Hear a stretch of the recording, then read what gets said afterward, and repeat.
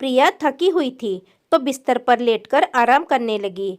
थोड़ी देर बाद रवि कमरे में आया तो प्रिया सोने का नाटक करने लगी, लेकिन रवि ने प्रिया को जबरदस्ती खींचकर अपनी ओर घुमाया और उसके साथ प्रिया और अजय की शादी को 6 महीने हो चुके थे।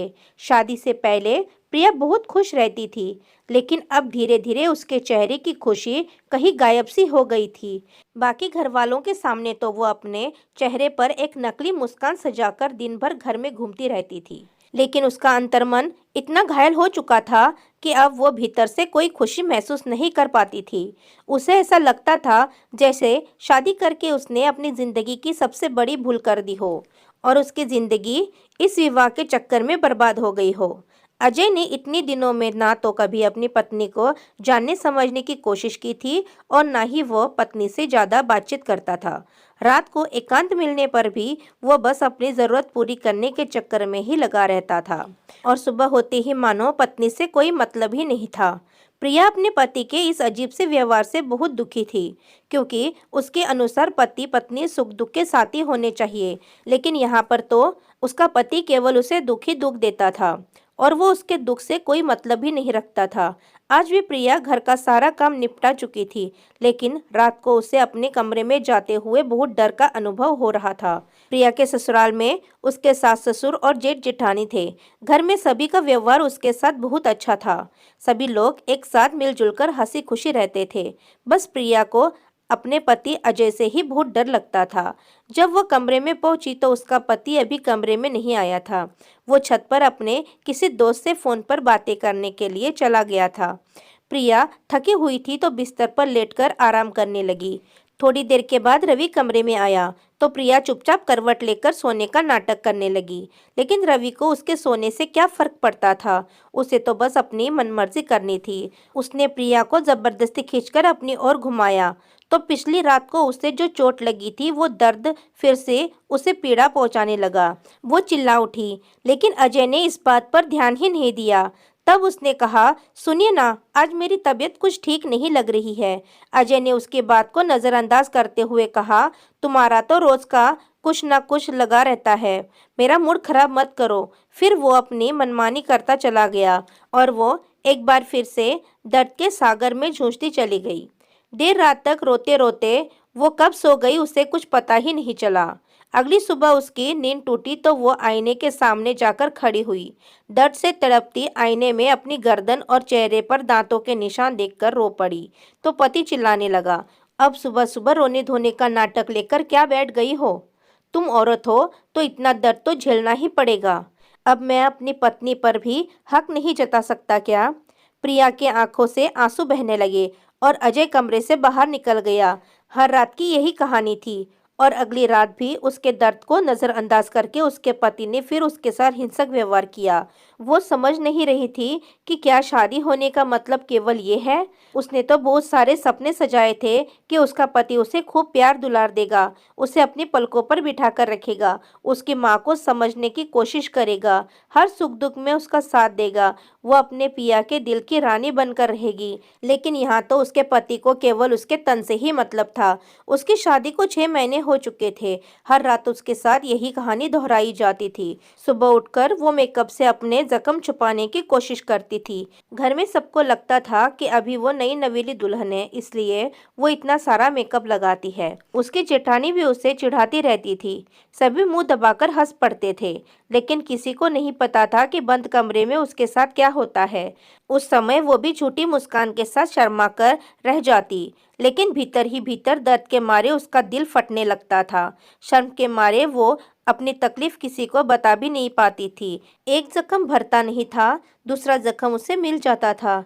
हर सुबह उसका बदन दर्द से फटता रहता और अब तो जैसे उसे दर्द की आदत सी हो गई थी। वो सुबह मशीन की तरह उठती थी, नहा धोकर अपने बदन पर नील पड़े निशान पर मेकअप लपेट देती थी और कमरे से बाहर निकलते ही एक नकली मुस्कुराहट की चादर ओढ़कर बाकी सबके साथ घर के कामों में जुट जाती। ऐसे ही एक दिन सुबह उठी तो उठने में उसे ज़रा देर हो गई। वो जल्दबाजी में नहा धोकर और ढेर सारा मेकअप लगाकर रसोई में काम करने के लिए पहुंच गई। उसकी जेठानी उसे चिढ़ाते हुए बोली, क्या बात है देवरानी जी, लगता है आजकल आपकी नींद कुछ ज़्यादा ही गहरी होती जा रही है। देवर जी रात में सोने नहीं देते क्या? प्रिया के काम करते हुए हाथ अचानक से रुक गए और रात का दर्दनाक दृश्य उसकी आंखों के सामने घूमने लगा। लेकिन अगले ही पल उसने अपनी आंखों को छुपाते हुए धीरे से मुस्कुरा दिया। तभी उसकी जेठानी कविता की नज़र उसकी पीठ पर पड़ गई। उसकी गोरी पीठ पर दांतों के निशान देखते ही कविता स्तब्ध रह गई। उसने झट से प्रिया के कंधे पर हाथ रखकर उसका चेहरा अपनी ओर घुमाते हुए कहा, प्रिया तुम ठीक तो हो? उसने घबराकर अपनी पलकें ऊपर उठाई कि उसकी जेठानी ऐसा सवाल क्यों कर रही है। उसकी आंखों में पानी देखकर मानो उसके दिल का हाल समझ गई। उसने उसकी आंखों में झांकते हुए कहा, प्रिया तुम्हारे और देवर जी के बीच में सब कुछ ठीक ठाक चल रहा है ना? जरा सी सहानुभूति मिलते ही इतने दिनों का लावा फट पड़ा और वो अपनी जेठानी के गले लगकर फुट फुट कर रो पड़ी। फिर सिसकते हुए उसने उसे बता दिया कि उसका पति रात को उसके साथ कितना गंदा व्यवहार करता है। ये सब जानकर कविता को गहरा झटका लगा, क्योंकि अजय बाकी परिवार वालों के सामने बहुत ही सभ्य व्यवहार करता था। दुनिया वालों की नज़रों में वो एक आदर्श बेटा, अच्छा देवर और सज्जन आदमी था। लेकिन अपने अर्धांगिनी के साथ बंद कमरे में वो कैसे हिंसक हो उठता था। कविता ने उसके आंसू पोंछते हुए कहा, तुम इतने दिनों में चुप क्यों थी? तुम्हें गलत के खिलाफ आवाज उठानी चाहिए थी। तुम मुझसे बात कर सकती थी, मम्मी जी को बता सकती थी या अपने घर में किसी को बता सकती थी। वो नज़र चुराते हुए बोली, दीदी मुझे शर्म आ रही थी। मुझे लगता था कि पता नहीं लोगों को ये सब पता चलेगा तो वो लोग क्या सोचेंगे। प्रिया कविता को समझाते हुए बोली। ये सुनकर कविता बोली, बहुत सी औरतें ऐसे ही शर्म और लाज के कारण जिंदगी भर ऐसी तकलीफें झेलती जाती है। लेकिन औरतें कोई मशीन नहीं होती कि मर्द केवल उसका इस्तेमाल करते रहे। उनमें भी कुछ भावनाएं होती है, उन्हें भी दर्द होता है। अगर पति को ऐसा लगता है कि पत्नी पर उसका अधिकार है तो पत्नी का ध्यान रखना भी तो उसका फर्ज बनता है। तुम्हारे पति ने तुम पर अधिकार तो जता लिया, लेकिन क्या तुम्हारे प्रति कोई फर्ज निभाया? प्रिया ने सर झुका लिया तो कविता उसका हाथ पकड़कर उसे सासू माँ के कमरे में ले चली गई।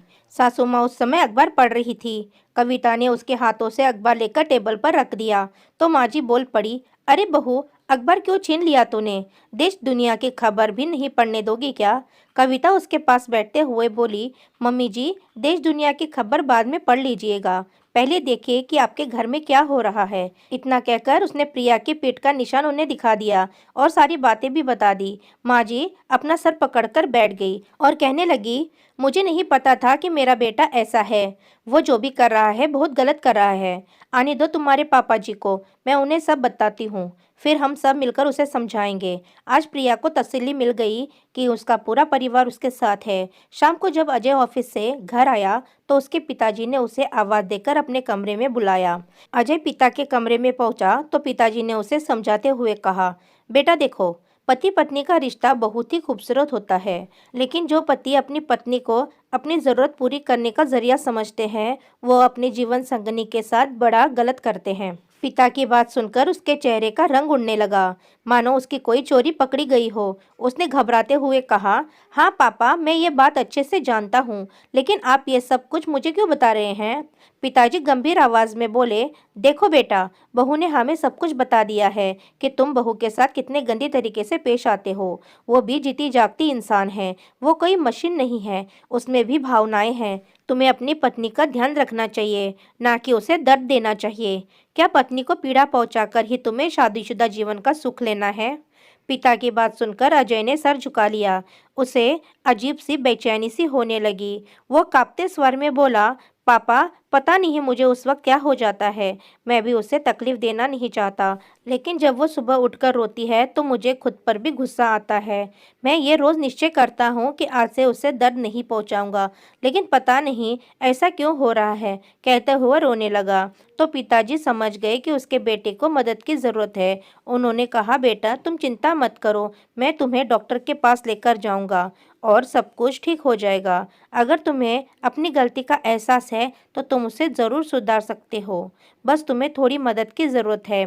पिताजी अजय को लेकर चिकित्सा के पास गए तो काउंसलिंग में पता चला कि अजय को उसके कॉलेज में कुछ दोस्त पहले उसे गंदी वीडियो दिखाया करते थे। उन सब चीज़ों का उसके दिमाग पर बहुत गहरा असर पड़ा और अब वह अपनी पत्नी के आने के बाद अपने जीवन में भी वही सब लागू करना चाहता था। डॉक्टर के द्वारा काउंसलिंग करने पर अब अजय का व्यवहार धीरे धीरे सामान्य होता चला गया और वह अपनी पत्नी के साथ एक दोस्ती वाला रिश्ता बना रहा था।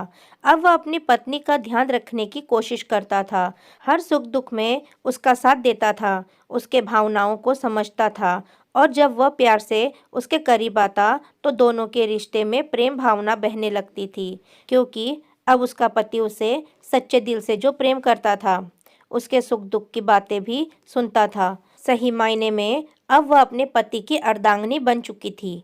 दोस्तों, उम्मीद करती हूँ आपको हमारी कहानी पसंद आई होगी। कहानी पसंद आई है तो वीडियो को लाइक करें, चैनल पर नए आए हैं तो चैनल को सब्सक्राइब करें और हाँ, नोटिफिकेशन बेल को ज़रूर दबाएं ताकि अगली अपडेट सबसे पहले आपको मिले। धन्यवाद।